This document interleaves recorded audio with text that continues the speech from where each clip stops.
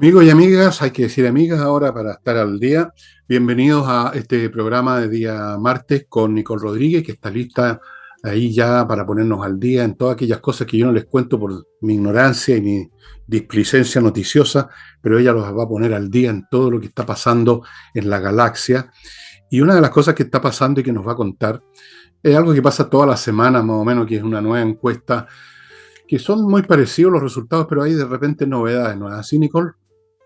Claro, y esto porque a pesar de que primero vienen las elecciones de octubre, que son municipales, alcaldes, etcétera, es como que ya se está preparando el ambiente para las candidaturas presidenciales. En realidad Chile tenemos un problema. No puede ser que asuma un gobierno, pasa un año, independiente si el gobierno es pésimo, y ya se empieza a hablar de candidaturas presidenciales. A Carolina Toá la vienen planteando como candidata presidencial desde que asumió en el Ministerio del Interior sin ni siquiera revisar si lo iba a hacer bien o mal. Hoy podríamos evaluarla, ¿no es cierto? Vale. Pero existe esta tendencia a levantar ciertas figuras porque hay ganas de levantar algunas figuras. En el caso de Carolina Toá, que no aparece muy bien, no aparece muy bien en la lista de CADEM de esta semana, pero uno ve que hay muchas ganas del PPD, principalmente en parte del socialismo democrático, de tener a una persona de sus filas que termine con apoyo de este gobierno para que le preste la plataforma para poder hacer una campaña, y se empiezan a levantar ciertos atributos que ni siquiera corresponden a esa persona. Eso después lo podemos analizar por algunas candidaturas que vimos que querían ya empezar a levantar. Bueno, ¿y qué pasó con la Cadempo? Que Bachelet viene ahí, viene adelantando ahí por los palos una candidatura que ella no reconoce, pero que al final de cuentas todo lo que hace y todo lo que mueve Michelle Bachelet está planificado y tiene una intención. Esto de que Michelle Bachelet simplemente quiere la unidad del sector y que está ayudando, en parte puede ser, es un efecto secundario, pero lo que está haciendo es que está tanteando el agua. Y si sigue subiendo la cadena, como les voy a comentar ahora, que prácticamente está a 4 puntos de José Antonio Cast, y en una segunda vuelta, si se mide solamente Matei con Bachelet, Bachelet está a solo 4 puntos de Evelyn Matei. Matei sigue liderando el ranking de esta semana, yo ya le digo ranking porque parece ranking, con un 21% de aprobación, y Cast con un 11%. Entonces, la novedad que tiene CADEM es cómo Michelle Bachelet se ha ido despegando de 4 puntos de aprobación a 11 puntos, acercándose a José Antonio Cast. ¿Y cuál es el punto acá? A propósito de los puntos, tiene que ver con cómo se están perfilando estas figuras o futuros candidatos presidenciales y cómo llegan a esa candidatura, porque al final de cuentas estos números son una especie de crédito de cómo llegan perfilados, de cómo llegan en la aprobación de la ciudadanía. Y en esta línea es que creo que vale la pena preguntarse por qué es que la ministra Jara, que tú lo conversaste, sí, ayer en el programa, la quieren levantar como candidata presidencial. Entonces, cuando uno lee estos atributos son comunicacionales, pero no son reales. Entonces dice, bueno, está muy bien aprobada la ministra Jara, está muy bien posicionada. Entonces dice, tiene varios éxitos. La ley de 40 horas, salario mínimo de 500. Y yo me pregunto, después podemos hablar un poquito de la cifra económica. ¿Eso es un hito y eso es un éxito de la ministra Jara? Tenemos que aplaudir políticas económicas que lo que han hecho es inhibir el desarrollo y el crecimiento del país con números económicos paupérrimos, y la ministra del Trabajo resulta que es la mejor posicionada para salir del gabinete y representar una candidatura de la izquierda, cuando la economía está por el suelo y no despega. Entonces empiezan a dar ciertos atributos y uno dice, ¿de dónde? Perdonen la palabra coloquial. Lo mismo con Carolina Toá. Hay demasiadas ganas por lo que simboliza ella, que simboliza una generación que no ocupó cargos importantes durante la concertación. Simboliza también, supuestamente, la moderación del socialismo democrático, el centralismo esa posición de centro que algunos buscan en algunos candidatos del socialismo democrático. Entonces empiezan a levantar esta idea y yo creo que resulta, porque en los medios de comunicación se va repitiendo. Entonces dicen, bueno, la ministra Tobá cumple todas las condiciones, ustedes van a acordarse de esta frase, para ser la mejor o una muy buena candidata presidencial. Y cada vez que leo esa frase digo, bueno, pero ¿cuáles condiciones? ¿Qué es lo que nos puede mostrar Carolina Tobá, que ha hecho tan bien, que se merece ser candidata presidencial? Quizás lo mismo podríamos decir de Michelle Bachelet. ¿Qué hizo bien en sus gobiernos que hoy el socialismo democrático y sobre todo el Partido Comunista la ven como la mejor carta? ¿Qué hizo bien en su gobierno? Nada. Voy a dejar el primero porque fue hace mucho tiempo. ¿Qué hizo en el segundo? Arruinó la economía, arruinó el sistema político, abrió las fronteras y una serie de otras. Arruinó la educación. ¿Y para qué seguir con la lista? Sin embargo, ella queda en otra esfera, ¿no? Es una expresidenta, cuenta con simpatía de las personas y cuenta con la simpatía de toda la izquierda, que para ellos es muy importante. Uh-huh. Ya. Antes de comentar lo que estaba diciendo Nicole, les quiero recordar, amigos, que este jueves hay flamenco. Pusimos en la ficha equivocado hoy día. Hoy día, martes, va apareciendo el correcto, el equipo que va a cantar, van a tocar guitarra. Siempre son de primera categoría. Lo pasan muy bien. Recuerden, Casa del Jamón, Tenderino 171. A pasos hay un estacionamiento. Hay que reservar mesa para instalarse en una mesa. Es un restaurante. Uno come, bebe, chupa, pica y escucha y ve flamenco. No es una sala de espectáculo, es un restaurante. Así que usted lo obtiene todo de un paraguaso. Casa del Jamón, este jueves en la noche, 8:30, 9 más o menos empieza el asunto, y me permitirán ustedes, con todo respeto, que les muestre, no sé, ya los voy a mostrar. Aquí está mi libro, Debut y Despedida, como hacían antes las niñas en la publicidad, siempre se ponían el producto al lado de la carita. La mía no es una carita, una cara de viejo de mierda, pero en fin. Debut y Despedida está disponible todavía, pero ya así que no respondo por los que se atrasen, los interesados. Los no interesados, por supuesto, no les importa, pero a los interesados les cuento que quedan pocos libros porque no vamos a hacer más ediciones por ahora en mucho tiempo probablemente. Ya, en cuanto a lo que dijo Nicole, aquí no importa en absoluto, en política en general y menos en la izquierda, qué hiciste y si lo hiciste bien, o sea, el juicio objetivo acerca de tu eficacia, tu inteligencia, tu criterio, tu tino. Aquí lo que interesa es lo que tú representas. Y en la izquierda, que supuestamente representa los intereses del pueblo, buscan una persona que tenga una buena proyección de ese tipo, que parezca representar los intereses del pueblo. Si es una persona inepta que dejó la crema y sembró semillas del mal como hizo Michelle Bachelet, o si es una persona como Jara, que ni siquiera ha estado presente en esos proyectos malos, porque simplemente le tocó ser ministra en el momento en que se aprobaron proyectos que venían de antes, sino los inventó Jara ni los aprobó Jara. El proyecto de las 40 horas venía de antes de Jara, se aprobó en la sala. Jara es simplemente la que estaba ahí de ministro de Trabajo, podía haber sido el Pato Donald, era exactamente lo mismo. No tuvo ninguna participación, no ha tenido participación ninguna, simplemente la persona con su gran cara ancha, lunar, que está ahí en ese puesto, en el momento en que se aprueban esas leyes que además son malas. Pero no importa. La izquierda, por necesidad, porque son ineptos, porque destruyen las cosas que tocan, porque de economía no tienen idea, porque arruinan los países, el único frente que tienen donde pueden hacer algo es en las comunicaciones, es en la transmisión de imágenes, es en el cuenteo, es en la mistificación, en la mentira y en los cuentos de hadas, y eso es lo que interesa. Entonces, Michelle Bachelet, por ejemplo, ¿qué pergaminos tenía la primera vez que fue candidata presidencial? Si es por eso, Nicole. La apoyó Ricardo. ¿Cuál era su gracia? Que era hija del señor Bachelet, que había estado exilada o exiliada, supuestamente que era médico. Digo supuestamente porque hay algunos que dicen que no es médico realmente. No sé, no me interesa. En todo caso, usted podrá ser neurocirujano, pero eso no la habilita para ser presidente de la República necesariamente. ¿Qué méritos tenía? Imagen.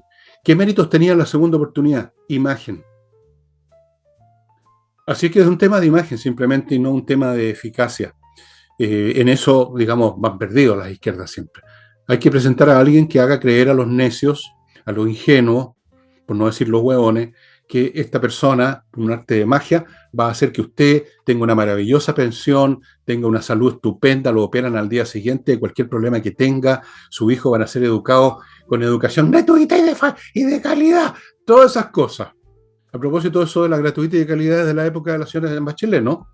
Entonces, da lo mismo, da lo mismo. Ahora, termino aquí diciendo lo siguiente, que haya alcanzado a Kass no significa nada porque esto es como un corredor que alcanza a un competidor que está sentado en la pista de ceniza, que está fumando un pucho.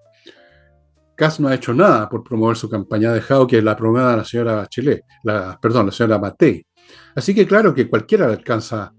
Segundo, obviamente que va a llegar al piso natural de la izquierda, que es como mínimo un 30%.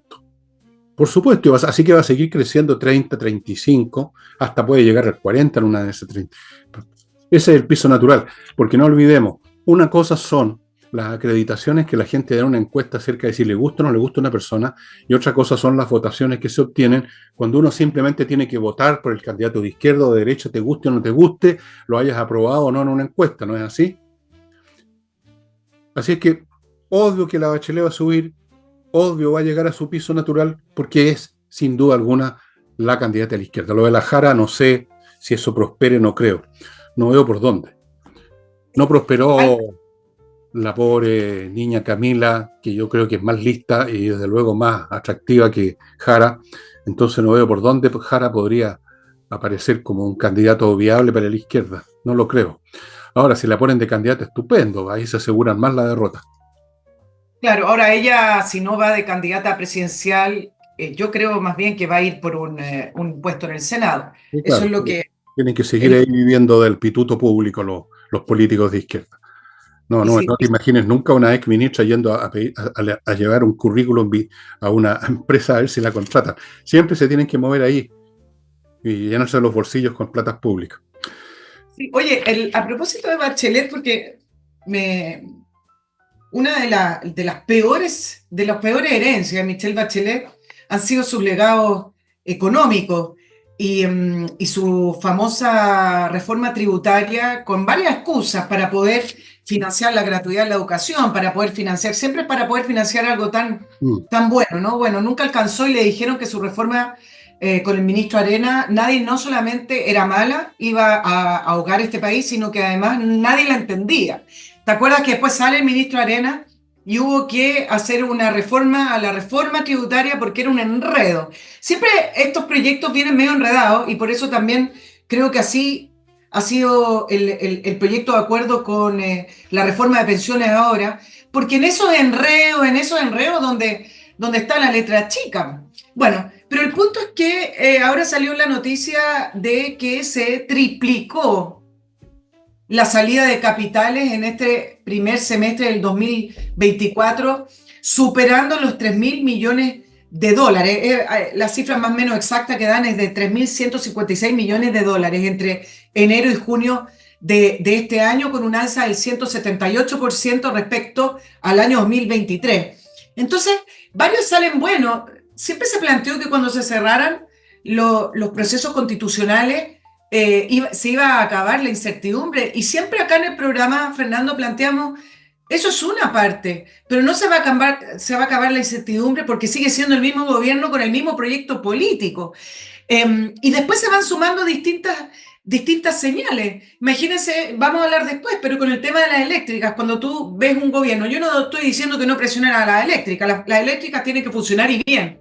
El punto no es ese, el punto es que cuando uno ve a un gobierno que siempre, donde hay una posibilidad, levanta el tema estatal. ¿Qué pasa con la política nacional del litio? Lo mismo. Entonces, no es solo los proyectos constitucionales, que evidentemente el primer año con esa propuesta constitucional nadie iba a poner un peso en Chile, al contrario, los chilenos sacaron su plata, porque eso iba a ser la hecatombe para Chile, pero no es solo los proyectos constitucionales, sino que también el proyecto político del actual gobierno.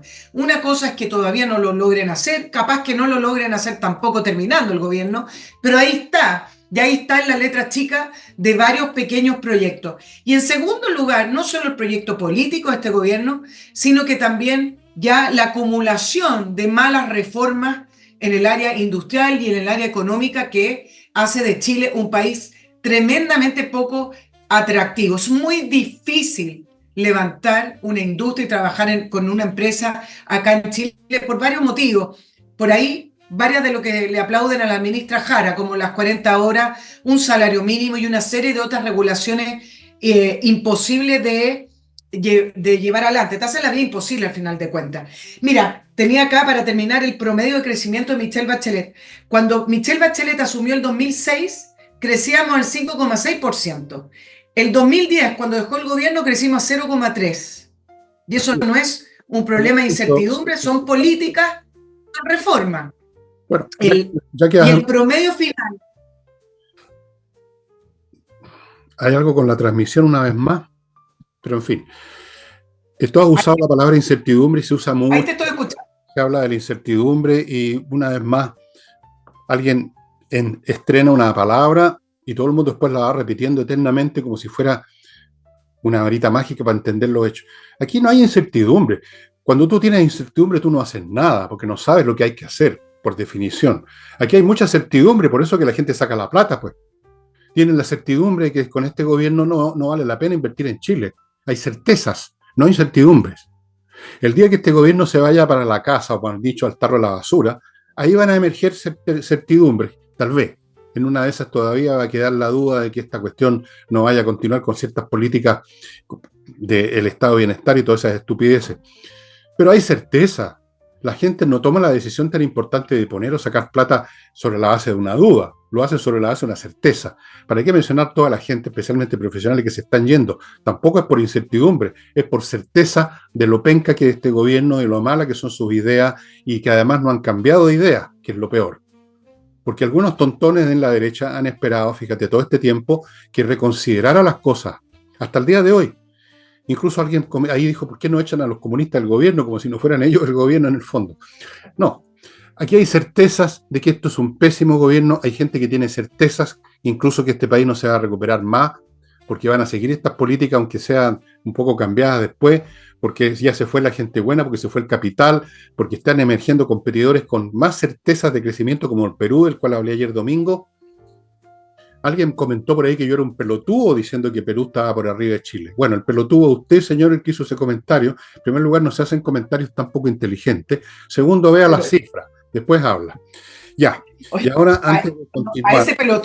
A ese pelotudo le decimos que revise lo que va a ocurrir cuando se inaugure el puerto Chancay en Perú. Exacto. Que va a pasar por alto todos los puertos chilenos. O sea, nos va a convertir en caleta pesquera Valparaíso. Va a ser caleta pesquera Valparaíso después de eso. Pero bueno, los pelotudos son tan pelotudos que ven pelotudos por otro lado. Antes de continuar, amiga Nicole, le quiero contar a usted algunas cosas. No sé si alguna de ellas le van a servir, pero para más de alguien sí. Primero, si usted, estimado amigo, participa, es parte ejecutivo, dueño, propietario de un colegio privado subvencionado, usted sabe que tiene por ley que comprar el establecimiento donde está operando su colegio. Es la ley, y una vez que, y para eso hay todo un proceso, se pide el dinero para hacer esta compra a ciertos bancos, luego hay un aval de Corfo del 100%, hay una serie de medidas y plazos, y para todo esto, si usted no recurre a nadie especializado en tramitar toda esta cuestión, le toma como 2 años conseguir las platas, comprar, etcétera, y estar dentro de la ley y seguir operando con su educación subvencionada. Por eso yo le recomiendo que se ponga en contacto con CIG Consultores, que aceleran las cosas enormemente. Bajan los plazos a la mitad, lo han hecho con más de 20 corporaciones, se han conseguido créditos por más de 800.000 UF. Todo eso es lo conveniente. Señor sostenedor de un colegio particular subvencionado, póngase en contacto con CIG Consultores. Continúo con Lomas de Millaray, a propósito de la gente que se está yendo. Algunos no se van del país, se van de las ciudades al sur. Mucha gente se está yendo al sur. Y bueno, una posibilidad es Lomas de Millaray, que tiene unas parcelas preciosas que usted puede ver. Tienen un video. Lomas de Millaray, las parcelas con agua, con electricidad soterrada, con fibra de, ¿cómo se llama? Fibra óptica. Todas esas cosas. El lugar es muy bonito, estimados amigos, es una gran oportunidad. Estas parcelas quedan a 30 minutos más o menos de Puerto Montt, de los aeródromos, de todo lo que usted pueda necesitar de la urbanidad. y al mismo tiempo estaba en su parcela lejos de las ciudades. Al mismo tiempo las dos cosas. Continúo con Portal de Oro, un intermediario para que usted pueda comprar o vender oro, plato, platino a un precio correcto. Ellos lo ponen en contacto con un comprador si usted quiere vender o con un vendedor si usted quiere comprar, y la comisión de ellos en este momento es solo del 10%, luego subirá a un 15%, creo. De todos modos, muy por debajo de los cargos que le aplican a usted, un verdadero porrazo, si hace estas operaciones con otros. Portal de Oro, el marketplace para la compra y venta de oro, plata y platino. Sigo con las linternas Torch, no he sacado otra de ese mueble que está detrás mío para mostrárselas, pero ustedes ya saben, pequeñas, poderosas, autos se cargan conectándolo al computador, resisten caída, resisten el agua, son ideales para andarlas trayendo encima, que es lo que uno tiene que hacer con cosas que se pueden necesitar en cualquier momento, como una cortapluma, una linterna, un encendedor. Todas esas cosas hay que tenerlas en el bolsillo, y estas linternas, bueno, ya se las he mostrado. Son realmente muy prácticas. Solamente se ubican en torch.cl. Y termino el bloque, Nicole, con Kame CL, el lugar donde usted puede encontrar a quien distribuye, a quien pone a su disposición un software fantástico para la administración integral de su empresa. Cualquiera que sea su empresa, chica o grande, se hace cargo de todos los elementos, desde el control de stock, administración, pago de salarios, cotizaciones. Va incluida un módulo de inteligencia artificial, de forma que usted casi se puede echar para atrás. Kame le va a hacer todo y su empresa va a funcionar al 100%. Póngase ya en contacto, estimados amigos. Ya. Nicole, tiene usted la palabra. A propósito de políticas públicas y de ideas, bueno, hablemos del tema de las eléctricas, y después de estar días con ultimátum. Este es un gobierno ultimátum. Sería bueno que le hubieran dado un ultimátum a Maduro cuando ocurrió el asesinato del teniente Ojeda, pero después de estar con ultimátum, golpear la mesa y amenaza de caducidad de la concesión, era evidente que venía al punto político, y el ministro Pardo en entrevistas, dio varias entrevistas, estuvo en televisión, en los programas políticos del día domingo, estuvo en el diario La Tercera, y la frase que ha estado acá en la polémica, porque evidentemente genera el debate, y ahí uno ve las posiciones y las ideas políticas de los sectores de nuestro país. Bueno, la frase es más seguro para la ciudadanía Claro. tener alguna parte de la distribución eléctrica bajo la figura de una empresa estatal. Volvieron a revivir la empresa estatal, así como lo intentaron, y lo siguen intentando. Lo que pasa es que los tiempos no les han dado con la empresa estatal del litio. Y acá es interesante cómo uno ve el tema de la participación del Estado.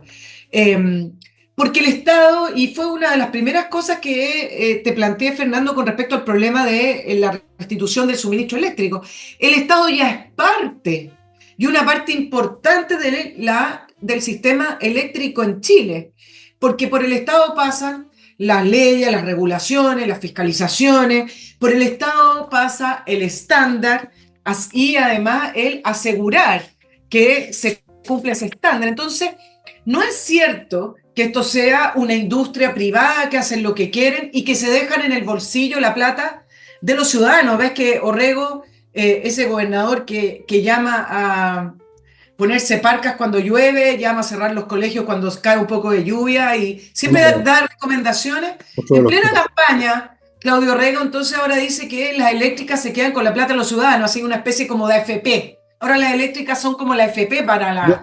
No más electricidad. Falta que salga a marchar este tontón. No más electricidad, sí. Y aterricemos un poquito todo lo que se ha dicho, porque hasta el momento sabemos que las empresas no respondieron en los plazos que estipula la ley.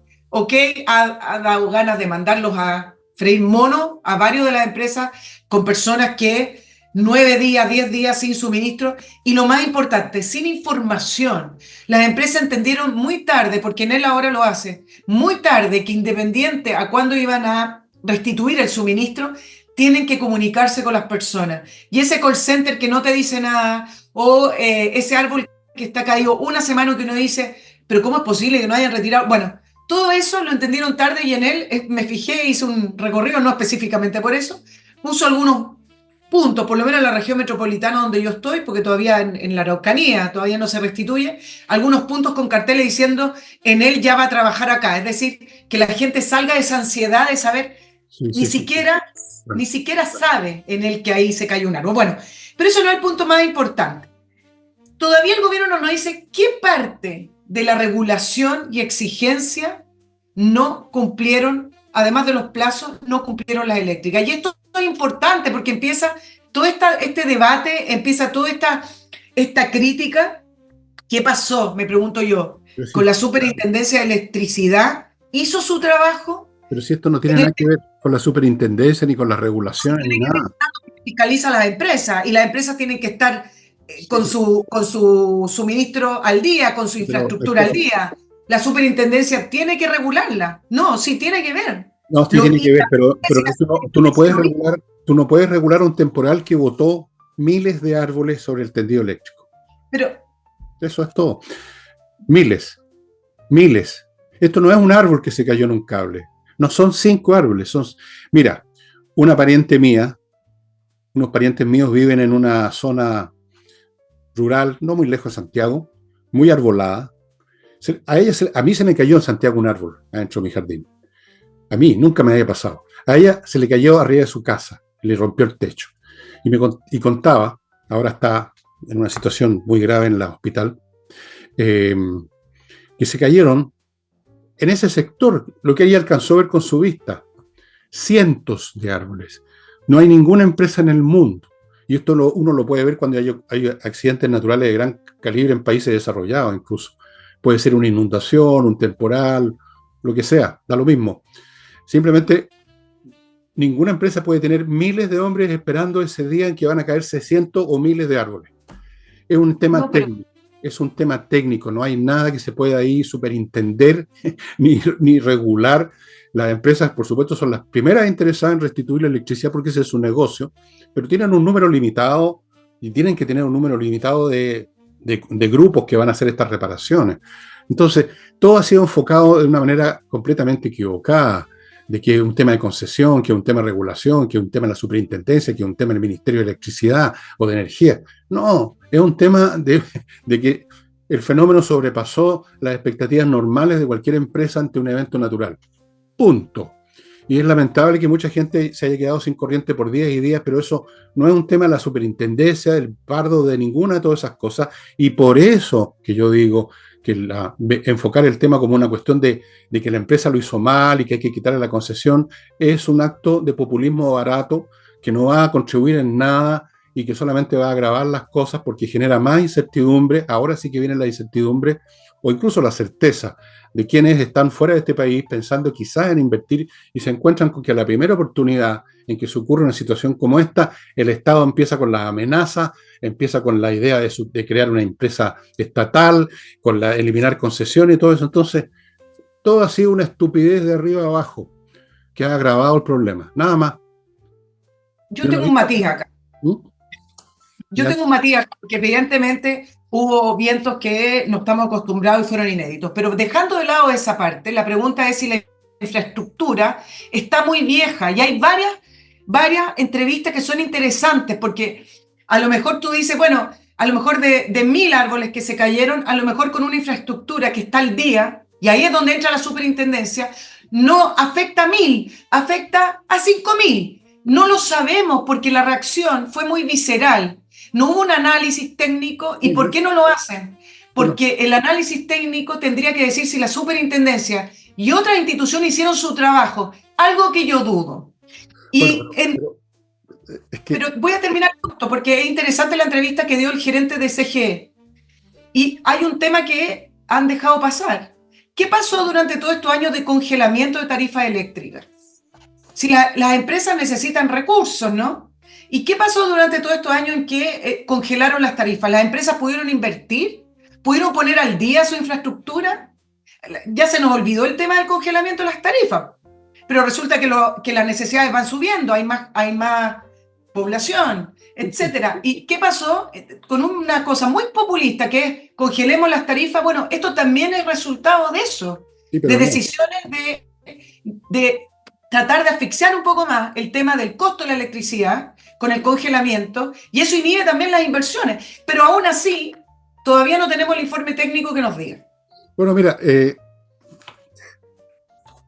tema de la inversión que dices tú tampoco corre a cuento aquí, porque si se tratara de eso, la solución tendría que ser algo que no hay capital en este país que pudiera lograrlo, y es soterrar todas las líneas eléctricas, porque tú no importa cómo mantengas de bien o mal un cable, porque aquí se transmite con cables, todos los vemos que van suspendidos entre unas torres de metal, todos sabemos eso, todos los vemos en las carreteras en todas partes.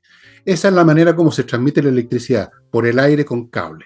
Si el cable es nuevo, si el cable está bien mantenido, da lo mismo. Si está transmitiendo electricidad, significa que está cumpliendo con su trabajo. No importa cómo sea el cable, si se le cae el árbol encima, se va a cortar y se va a acabar la corriente nomás. Pues si eso no tiene vuelta.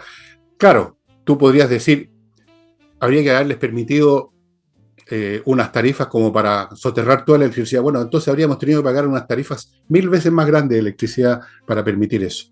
Y por supuesto que esa parte técnica no la ha hecho el gobierno, porque es mucho más fácil vociferar contra las empresas privadas y amenazarlos con ultimátum y luego sacar a relucir una empresa estatal, como si a la empresa estatal no le hubiera pasado exactamente lo mismo, pues. Si las empresas transmiten la electricidad, y en todos los países del mundo, la electricidad soterrada solamente existe en algunas localidades muy específicas. Por ejemplo, estas lomas de Millaray que mencioné.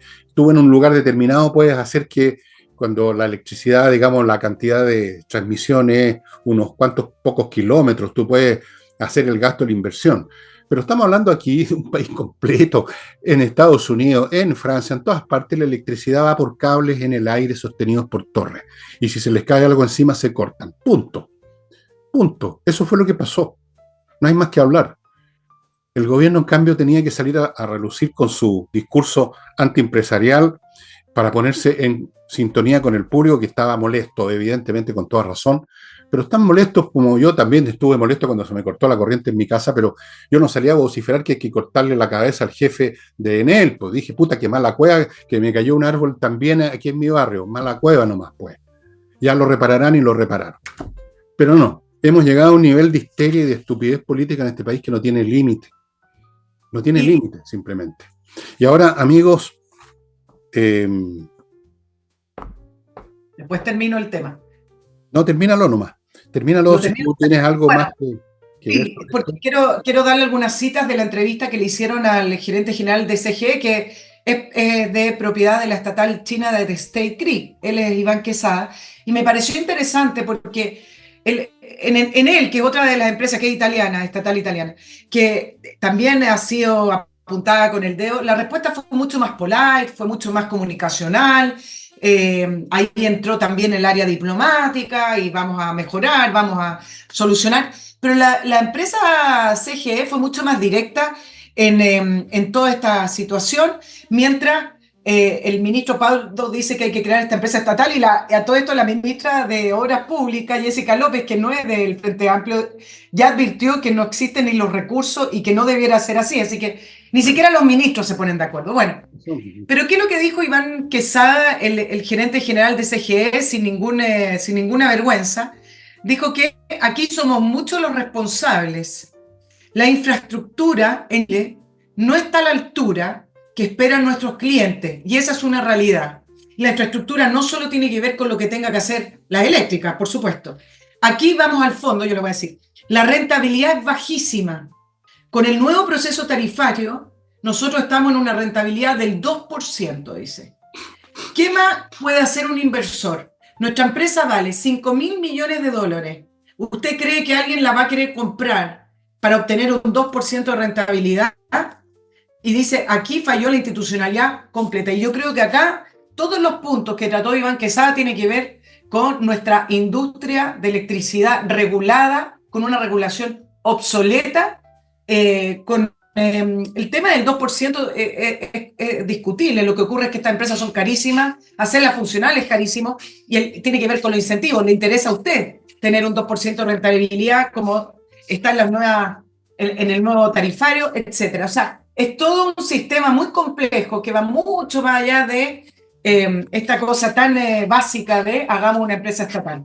Bueno, sí, eso lo he dicho, lo dije desde el primer día, que esto es un tema muy complejo, es un tema de ingeniería eléctrica en primer lugar, cosa de la cual no tienen ni idea los señores del gobierno, pues no saben la regla tres simple. Es un tema, si hubiera una infraestructura que nueva, completa, que la hubieran creado en un día, cables nuevos, torres nuevas, igual se habría cortado la electricidad si caen los árboles. Mira qué simple. Así que, claro, los tipos estos que están apretados por todos lados tienen que decir lo que sea para tratar de calmar al público y al gobierno y hablan de que todos somos responsables, pero en el fondo no son responsables tampoco. Aquí la responsabilidad es del temporal que botó los árboles. Eso es todo el punto. ¿Por qué tenemos que convertirlo esto en un tema épico, en una ópera política? No, me parece una tontería todo este asunto. Espero que alguna vez se pegue la cachada a la gente de cómo le meten el dedo en la boca, francamente, con todas estas cosas. Si no hay manera de evitar cortes de electricidad si se caen miles y miles y miles de árboles entendidos que van por el aire como en todas partes del mundo. Punto. No hay más que hablar. No hay más que hablar. A menos que ustedes quieran pagar 10 millones de pesos al mes en electricidad para que puedan las empresas soterrar todas las líneas. Entonces ahí vamos a tener también accidentes. El día de mañana, cuando hay un temblor, se quiebran las líneas que están en tierra o hay una inundación, se acaba la electricidad también. Estamos supeditados a esas cosas porque somos parte de la naturaleza y la naturaleza de repente que desata fuerzas que no podemos controlar, punto. Así de simple. Yo ahora, amigos, les quiero recordar, a propósito, tú mencionaste a Ojeda hace un ratito atrás, me parece. Sí, ¿no es cierto? Les tengo una novedad. Este libro son notas del propio Ojeda. Aquí dice notas póstumas sobre su secuestro y asesinato. La verdad es que no puede alguien escribir sobre su propio asesinato porque está muerto, pero son notas de él que tienen que ver cómo se transformó políticamente, cómo fue viendo el régimen. Aquí está escrito por Ojeda, por esta persona asesinada. Lo encuentran, no sé en cuántas librerías, pero pídanlo. Esto es de la editorial Entre Zorros y Erizos, que me lo mandaron. Es una editorial muy interesante que le da oportunidades a escritores que nadie les da pelota, ellos les dan pelota. Y bueno, aquí este libro tiene un interés histórico muy importante. Son las notas de Ojeda, que yo diría que de cierta forma se dio cuenta de lo que se le venía encima. Y está bastante bien escrito, ¿eh? Era un tipo talentoso este Ojeda, no era ningún cabeza cuadrada como algunos podrán creer, con diálogos, con todo, cómo se fue dando cuenta, cómo fue su carrera en las Fuerzas Armadas venezolanas. Se los recomiendo. Y ahora voy a mi segundo bloque. Entrena inglés, la Academia de Inglés, con profesores de inglés que ofrecen vía online cursos que le van a permitir a usted realmente poder manejarse con el inglés en cualquier parte del mundo. Ahora hay también cursos grabados, 45 horas para, para 3 niveles. Si usted no sabe,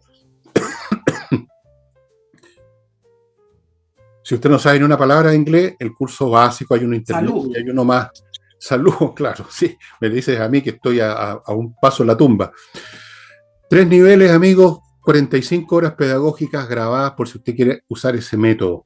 Continúo con Compre Oro, el sitio donde usted puede comprar oro y plata o plata, cualquiera de las dos cosas, las dos, en lingotes o en monedas para tener una reserva financiera absolutamente intocable. El oro y la plata son valores per se. Así es que ya sabe, Compre Oro. Sigo con kmmillas.cl, el lugar donde usted puede vender las millas acumuladas por sus vuelos, si no las va a usar y antes que desaparezcan, porque las empresas las borran en un momento dado sin avisarle. Vaya a KM Millas, ellos se las van a comprar, vea usted si le interesa el precio, yo creo que le va a interesar, es un buen precio, pero vea usted, juzgue usted, kmmillas.cl. Sigo con edisur.cl, la editorial que tiene un local en Compañía 1025, donde hay un montón de títulos muy interesantes, puros autores importantes. Los precios son muy adecuados y en el sitio edisur.cl hay una librería digital donde usted puede bajar a su tablet o lo que sea, o al Kindle, montones de títulos por 3, 4 mil pesos en castellano.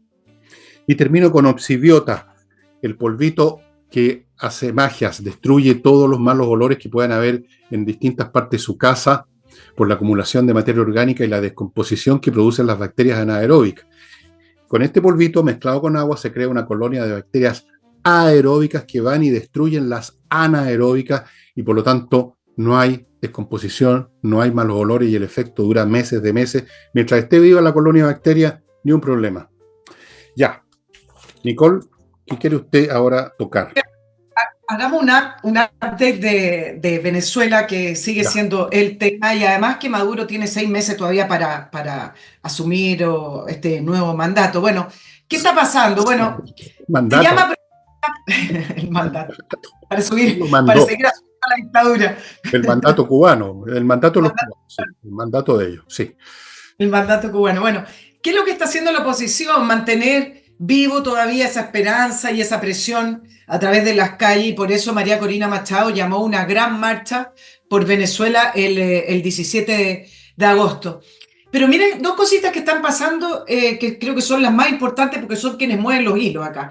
Se filtró en el The Wall Street Journal que la administración de Biden estaría dispuesta a ofrecerle una amnistía a Maduro y a su círculo más cercano. Se le ofrece indulto, incluso se le está ofreciendo a esos miembros que enfrentan acusaciones del Departamento de Justicia de Estados Unidos, y aquellos también que están catalogados como parte de bandas narcotraficantes. Acuérdense que hay una recompensa por Maduro de 15 millones de dólares, ¿ah? Y su círculo cercano también. ¿Cuál es el problema de la amnistía? Porque incluso la oposición sabe que una salida conversada, una salida dialogada y acordada con Maduro, que yo les puedo proyectar que no va a salir, pero la única manera que salga es que a él se le ofrezca inmunidad. La única manera que él realmente deje el poder o hagan algún invento comunicacional es que se le ofrece inmunidad a él y a todo su círculo. ¿Cuál es el problema? Es que su círculo es inmenso. Están hablando de 2.000 generales, los cuales también algunos participan de este narcoestado con industrias ilegales, con movimientos ilegales, con cuentas ilegales. Entonces, la amnistía que se le estaba ofreciendo en este minuto a Maduro es muy pequeña al lado de todo el círculo que hay que proteger. También depende de qué manera se le ofrezca la amnistía, y eso no lo sabemos porque lo que se filtró es simplemente el último ofrecimiento de la administración de Biden. Y mientras tanto, toda la mirada internacional está puesta en Colombia, México y Brasil, que son, al parecer, a quienes designaron como los interlocutores válidos para que pudieran llegar a algún acuerdo con Maduro. Y yo les quiero plantear lo siguiente, porque vale la pena también siempre pensar. ¿Quiere acaso México, Colombia y Brasil que salga Maduro? Y yo les voy a dar una respuesta que no les va a gustar. No, no quieren que salga Maduro. Y esto a pesar de toda la alerta que puede significar esa gran migración que se proyecta que va a salir una vez que Maduro ya se vea más seguro, afianzado, y empiecen a bajar las protestas, y cuando ya no se vea ninguna vía posible, esa migración que se habla, incluso las cifras más altas hablan de un 40% de la población venezolana. Eso es una enormidad, si usted considera que ya salieron 7,7 o casi 8 millones. Algunos más conservadores hablan de 17%, que ya igual es una enormidad. Y México, Colombia y Brasil lo que van a hacer es que se van a sentar a dialogar, van a hacer que hacen esos movimientos de presión internacional, van a seguir de alguna manera presionando a Maduro mientras van bajando las protestas, pero no le van a pedir que salga, y no le van a pedir, porque pedirle que salga es simplemente constatar y reconocer que todo el proyecto, como lo hablamos en el programa del día miércoles, del socialismo del siglo XXI, de ese grupo de Puebla, ese proyecto, al final de cuentas, termina siendo una dictadura que empobrece además a los países, aparte de ser una dictadura. Lula es muy cercano a ese proyecto, es parte de ese proyecto, es parte de la génesis de ese proyecto. Petro es un ex guerrillero, AMLO es parte también del socialismo del siglo XXI, por lo tanto, que salga Maduro y de esta manera, como un dictador que se quiso perpetuar en el poder, a ellos tampoco les conviene. El tema de la inmigración lo ven como algo generalizado, un costo alternativo muy grande. Colombia tiene se calcula más de 1,5 millones de venezolanos en Colombia, y eso es un problema interno. Pero desde el punto de vista ideológico, para ellos, que se quede Maduro no es tan incómodo. No, claro, y además con estas conversaciones y estas tratativas se gana tiempo. Es la misma táctica que ha usado Maduro en muchas oportunidades: va a acuerdos, va a firmar papeles, va a reuniones, y para ir a esas reuniones pasan otros meses, y la reunión misma dura varios meses. Ha sido la táctica, así que en el fondo no le están pidiendo nada Colombia, México y Brasil, sino que están colaborando con Maduro para ganar tiempo, una colaboración hipócrita. Vamos a negociar, a ver, y formas en el ceño, pero en el fondo lo están ayudando a ganar tiempo, a esperar de que se vaya la gente cabreando, porque la gente tiene que seguir viviendo en Venezuela. No pueden salir todos los días a las calles, tienen que dedicarse a sus cosas, tratar de comer, justamente porque están sonados económicamente, con mayor razón. No pueden darse el lujo de estar, digamos, dedicados a la actividad política, a la protesta todos los días, además que es peligroso. Han arrestado a mucha gente. Y fíjate, otra cosa que yo vi ayer en un video, creo que tú también la viste, están marcando las casas de los opositores con una X gigante que le pintan en la fachada. Ayer vi un video de un auto que va avanzando por unas calles de una ciudad o un barrio de una ciudad, y ahí se ven, bueno, casi todas las casas marcadas con X. Ellos mismos están confesando que la mayoría de la gente estaba contra ellos. Y mira cómo lo confiesan. No es una casa de vez en cuando, casi todas marcadas con una X. Y otra cosa a propósito del Wall Street Journal que tú mencionaste. Esta es una información que la escuché de labios de un comentarista peruano, Jaime Bailey, que a su vez dijo que lo había visto en el Wall Street Journal y lo comentó, y me pareció interesante lo que comentó Bailey y lo que comentó el Wall Street Journal, y es lo siguiente. El Wall Street Journal, contó Bailey, dice que ya hubo un pronunciamiento militar en Venezuela, un mini pronunciamiento, o más bien diría yo un pronunciamiento indirecto, disfrazado. Dice, esas papeletas que consiguió la oposición las pudieron conseguir en los lugares de votación porque los militares lo dejaron. Los militares estaban mandatados para no dejar entrar siquiera a los locales de votación a los, no me acuerdo qué nombre le dieron a la gente de la oposición que iba a estar mirando lo que pasaba en los locales de votación. Y no solamente los dejaron entrar, sino que los dejaron salir con las papeletas.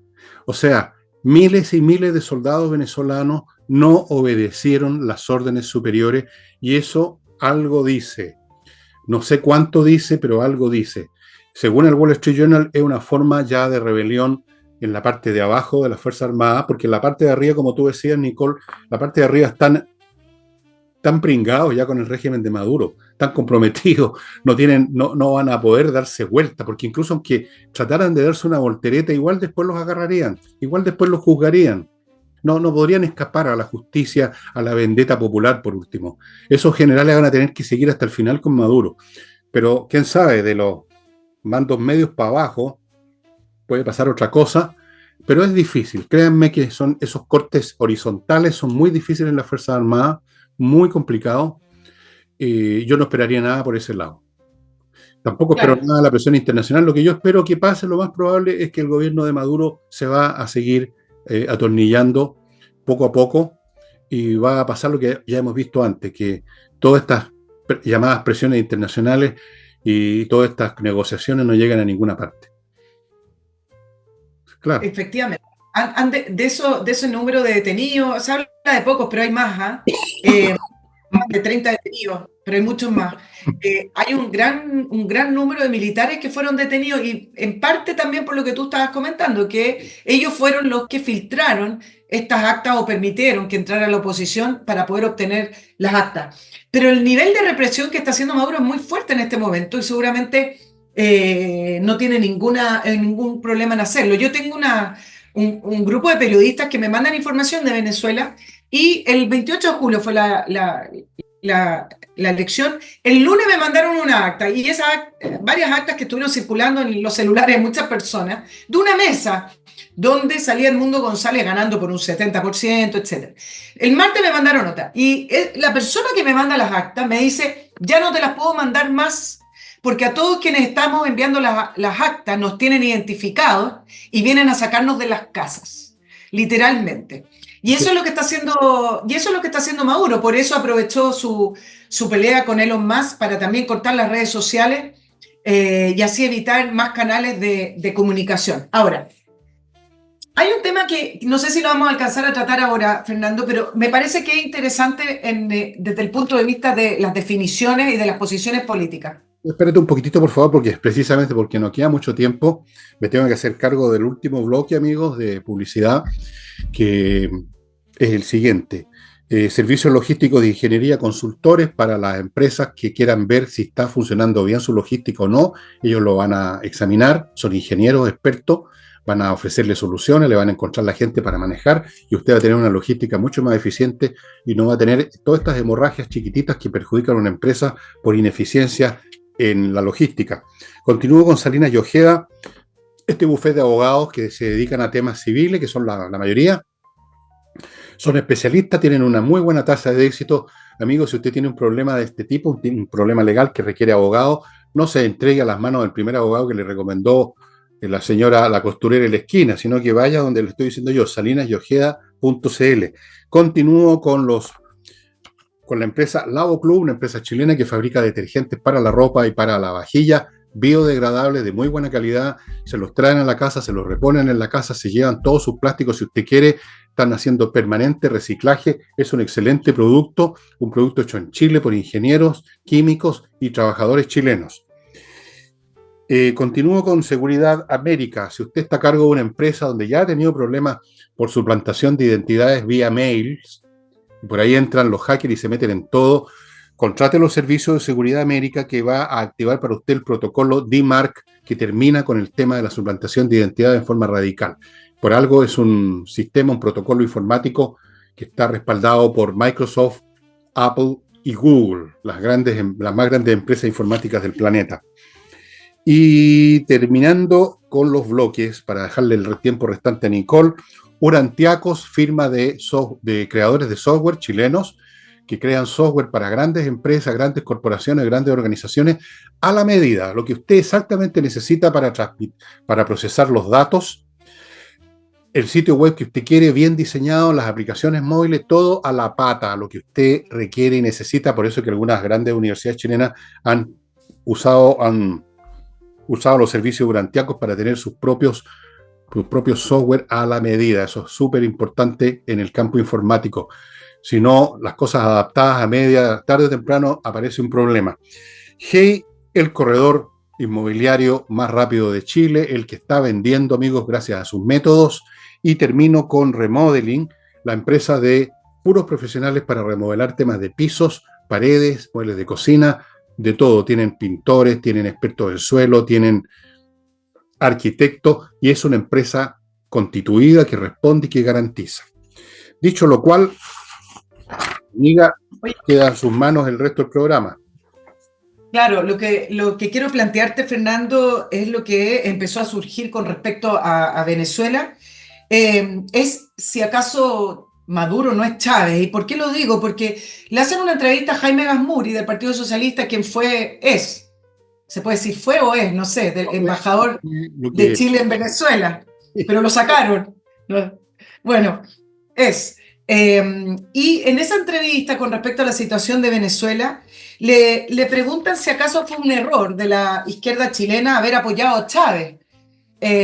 Y él al tiro, porque claro, se puede criticar a Maduro y etcétera, pero él al tiro inmediatamente dice no, hay que hacer una distinción entre Maduro y Chávez. Y acá es donde finalmente uno ve la poca convicción democrática que existe. Porque lo que está ocurriendo hoy en Venezuela tiene que ver con Chávez. Chávez en el 99, cuando llega al poder, lo primero que hizo fue hacer ese referéndum populista para cambiar la Constitución. Y se cambió la Constitución. Y se cambió la Constitución a una Constitución que le permitía mantener el poder de varias instituciones que son símbolos de la democracia porque se supone que son autónomas y en esta nueva Constitución no lo eran. Chávez persiguió a los opositores. Si la única diferencia de Chávez y Maduro es que Chávez tenía más plata, entonces no existía el 50 y tanto % de pobreza en Venezuela y repartía por ahí algunas migajas de la plata que se fueron robando del petróleo y otras cosas, y esa es la única diferencia. Pero finalmente todo eso se acabó. ¿Y qué es lo que hizo Chávez en el 2007? Presentó a la Asamblea Constituyente, o constitucional, decían ellos, que la perpetuó en el tiempo, una reforma para poder reelegirse indefinidamente, algo que fue aprobado. Entonces, ¿cómo es que la izquierda chilena, bueno, estoy hablando a nombre del embajador Gazmuri, pero quiere que se haga una distinción entre Chávez y Maduro, si Maduro hoy puede hacer o perpetuarse en el poder como un dictador producto de la institucionalidad que heredó de Hugo Chávez? Entonces, en esa época, claro, a lo mejor manipuló instituciones, manipuló resultados electorales, y en esa época todavía existían todas estas palabras que disfrazan y ya en este momento ya no, el mundo es otro, pero no se puede hacer una distinción de Chávez porque Chávez también era prácticamente un dictador que destrozó la democracia venezolana y la diferencia es que él falleció y en algún minuto contó con más dinero. Yo creo que esas son las únicas diferencias con Maduro. Bueno, Gas Muri como buen izquierdista que como persona que en vez de cerebro tiene un ganglio, celebra el mismo ejercicio que yo le escuché a muchos marxistas hace años atrás, así que intentaban hacer una diferencia entre Lenin y Stalin. Lenin era el bueno y Stalin era el malo. Entonces defendían el sistema diciendo, no, si el sistema es bueno. Lo que pasa es que Stalin era un hijo de la grandísima, pero Lenin era bueno. Cuando la verdad es que Lenin fundó todo el terror rojo y todo lo que después amplificó nomás un poco, bastante, Stalin. Pero el Lenin era un asesino, pero a todo dar, el que inició la guerra civil, el que inició el terror rojo, el que inició las matanzas, el que las dejó que se avanzaran, estaba aliado con otro tarao criminal como Trotsky, bueno, toda esa patota. Pero yo escuché muchos marxistas haciendo esa diferencia, ¿no? Si Lenin era el bueno y Stalin era el malo. El good cop y el bad cop. Y el Gas Muri está haciendo lo mismo con Chávez y Maduro. Son la misma mierda, señor Gas Muri. Pero claro, Gas Muri es uno más del elenco de los genios resplandecientes que tenemos en el gobierno. Nunca fue una lumbrera lo Gas Muri y ahora que está más viejo debe estar todavía más deteriorado. Entonces, ¿a quién puede engañar con eso? Maduro es el heredero natural de Chávez, que era un pobre y triste personaje nomás populista que arruinó Venezuela y Maduro te está terminando de arruinarla. ¿Qué clase de país es uno donde se van 8 millones de personas? Piensen solo en eso. Piensen solo en eso. 8 millones. Y ahora se van a ir, no sé, si se va el 20% de los 25 que quedan en Venezuela, calcula, el 40% serían 5 millones. 5 millones más serían, más o menos. Increíble, ¿ah? ¿Eh? Pero quiere hacer distinciones, Gas Muri. A lo mejor es una manera de decir, bueno, si llega a caer Maduro, eso no daña el socialismo del siglo XXI, sino porque es que el Maduro era el malo, pero el socialismo es bueno. Lo mismo de los marxistas con Stalin y Lenin, la misma lógica. Pobres gallos, realmente son muy deficientes. Son muy deficientes. Ya, ¿qué más? Pensé que habíamos terminado, a ver, No, ¿o no? quedan 5 minutos. Tanto que me apuré y te iba a hablar de cómo varios analistas internacionales no tienen ningún problema en la línea de la respuesta de Gas Muri, que decía que Steven Levitsky, por ejemplo, un analista de Harvard, que le preguntan acerca de Venezuela y él dice, perdón, la democracia en Venezuela está muerta muchísimos años, porque le preguntan las típicas idea de, bueno, ahora hay democracia o no hay democracia, no hay nada que pensar en el fondo en lo que él dijo, no lo estoy diciendo literal. La democracia de Venezuela se murió hace muchísimos años y con respecto a la presión internacional, él dice, aquí la presión internacional tiene que existir, pero tiene un límite. Si al final de cuentas son los venezolanos los que van a tener que sacar a Maduro si es que lo pueden sacar. Pero la presión internacional hay que hacerlo, bueno, hay que hacer las cosas de buena crianza, pero la presión internacional no es la que va a sacar a Maduro. Lo que hemos dicho aquí 1000 veces desde el primer día, la presión internacional es un puro charlataneo, todo esto depende de los venezolanos. Y algo más interesante que tú dijiste al principio, en los viejos tiempos, para que vean ustedes cómo ha cambiado el orden mundial, en los viejos tiempos si a Estados Unidos no le gustaba un gobierno, mandaba a media docena de marines y se acababa el gobierno. Ahora tienen que sobornar a un criminal y a un narcotraficante y a todo su círculo para ver si lo reemplazan, a ver si aceptan la oferta, a ver si acepta. Miren cómo han cambiado los tiempos, ¿eh? No hay marines ahora, hay ofertones. Creo que eso lo dice todo. Exacto, en épocas en que todo tiene que ser el diálogo y el consenso y en que además no están aceptadas las intervenciones. Tampoco le ha ido tan bien a Estados Unidos con las intervenciones. Miren lo que ocurrió en Afganistán, miren la intervención en Irak. Se acabó la época de las cañoneras y de los marines, porque todos ahora tienen suficientes capacidades militares para hacer muy dificultoso e imposible las intervenciones militares exitosas. Pregúntenle a Putin, vayan a preguntarle a Putin, pregúntenle a Biden cómo le fue en Afganistán. Se acabó esa época, ya no hay soldados ingleses con sus chaquetas rojas y sus rifles ¿cómo era Henry Martini? No, Martini Henry, disparándole a unos pobres indígenas armados con unas lanzas y unos escudos de piel de animales. No, pues. Ahora se enfrentan a tipos muy bien armados y muy numerosos. Se acabaron los tiempos de las intervenciones, ahora hay que ofertar, ahora hay que charlatanear y ahora hay que negociar y ahora hay que mirar para otro lado, como lo estamos viendo en el caso en las guerras en el Medio Oriente, donde hay uno solo que tiene que actuar decididamente, porque además no tiene otro remedio que Israel, los demás mirando para otro lado o actuando lo más suavemente o pidiendo, como hacen esas dos palabras que le gusta tanto a los diplomáticos internacionales, restraint, pidiendo restraint. Claro. Todo eso habla del orden internacional, cómo cambió con el crecimiento de la capacidad militar de hasta el más penca, el más chico. Ese es el punto central.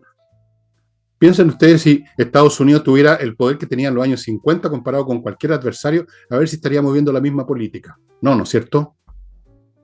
Súper simple. Y también tiene que ver con las causas. Eso es lo trascendental, lo que tú estás mencionando, pero también tiene que ver con las causas. Cuando tú estás alineado en pos, por ejemplo, de luchar por la democracia, en las épocas en que había una intervención militar, producto de que estaban luchando contra el otro lado del mundo, contra un sistema comunista que era evidente, era claro. Bueno, cuando hay una causa más clara, tú puedes alinear a distintos países en todo en torno a aquello. Pero hoy en día, donde los países son más difusos, donde incluso es difícil catalogar a una dictadura de dictadura, porque a lo mejor es dictadura a partido único, pero tiene libre mercado. Bueno, toda esa nebulosa, que me parece que estamos en una transición, a algo llegaremos, algo más claro y nítido. Bueno, toda esa nebulosa también hace más difícil enfrentar estas situaciones bélicas porque la alineación de los distintos países con los distintos intereses no es tan clara. Correcto. Muy buen análisis, exactamente, y lo que he hecho a propósito de otras cosas en el sentido de que no hay claridad respecto a lo que viene y por lo tanto tampoco hay claridad respecto a lo que está ocurriendo. Más bien dicho, hay una confusión de la grandísima porque todo se está desmoronando por todos lados. El orden mundial, no solo el orden mundial, sino que el orden dentro de los países. Cuestión de ver lo que ocurre en países desarrollados, cosas que no se habían visto nunca. Están muchos factores que se acumularon a lo largo de años, brotaron a la luz y están generando efectos. En Europa tenemos problemas con las masas de inmigrantes que están ahí, pero eso fue un proceso. Durante años fueron llegando y llegando y llegando y llegó al momento en que se produce lo que se llama la masa crítica, donde ya no se trata que hay 20, sino que hay 20 millones. Y eso cambia completamente el cuadro. Y eso en otros elementos también, desarrollos tecnológicos, científicos, demográficos, culturales, tienen un revoltijo gigante. Y eso también, como dices tú muy bien, exacto, dificulta las alineaciones, salvo cuando son casos muy extremos de interés ya de supervivencia. O sea, los ucranianos no tienen ninguna duda en dispararle a los rusos porque los están atacando. Pero fuera de casos tan extremos, hay dudas, hay vacilaciones, hay doble hablar. El doble hablar orwelliano, el que ahora domina. Bueno, amigos. ¿Será otra oportunidad? No te voy a dar ninguna oportunidad más, porque no es un tema de oportunidad, es un tema de memoria, es un tema de tiempo. Tú sabes, tú conoces toda esta cuestión. En algún momento de esta semana, amigo, voy a tener que estar fuera de combate probablemente, por razones de familiares, pero bueno, ya les avisaré cuando llegue ese momento. Muchas gracias a todos ustedes por estar con nosotros y nos estamos viendo mañana.